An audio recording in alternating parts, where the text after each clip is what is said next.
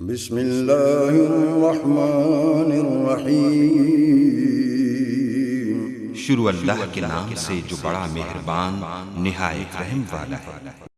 وقاتلوا في سبيل الله الذين يقاتلونكم ولا تعتدوا إن الله لا يحب المعتدين۔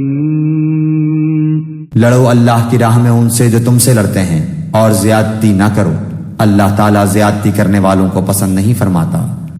اور تم اللہ کی راہ میں ان لوگوں سے لڑو جو تم سے لڑتے ہیں، یعنی جو لوگ خدا کے کام میں تمہارا راستہ روکتے ہیں اور اس بنا پر تمہارے دشمن بن گئے ہیں کہ تم خدا کی ہدایت کے مطابق نظام زندگی کی اصلاح کرنا چاہتے ہو اور اس اصلاحی کام کی مزاحمت میں جبر و ظلم کی طاقتیں استعمال کر رہے ہیں، ان سے جنگ کرو۔ اس سے پہلے جب تک مسلمان کمزور اور منتشر تھے، ان کو صرف تبلیغ کا حکم تھا اور مخالفین کے ظلم و ستم پر صبر کرنے کی ہدایت کی جاتی تھی۔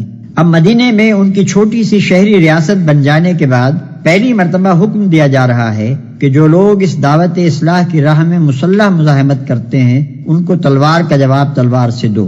اس کے بعد ہی جنگ بدر پیش آئی اور لڑائیوں کا سلسلہ شروع ہو گیا۔ مگر زیادتی نہ کرو کہ اللہ زیادتی کرنے والوں کو پسند نہیں کرتا۔